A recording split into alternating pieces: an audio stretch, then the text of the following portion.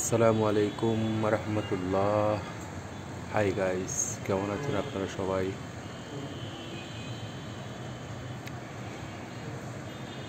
এটি শহরের একটি ব্যস্ততম আউটডোর রুট,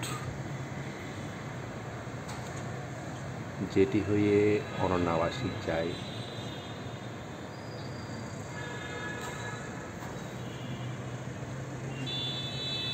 এই ভিডিওটি করার লক্ষ্য হচ্ছে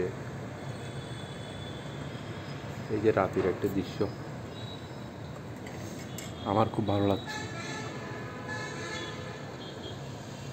যেটা আমি তুলে ধরার চেষ্টা করলাম।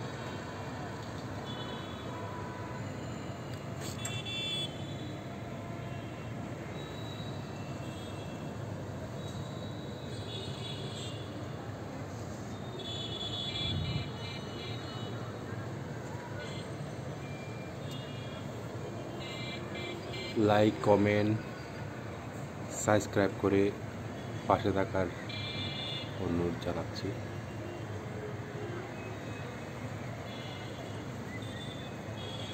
আমি এই লাইনে সম্পূর্ণ নতুন,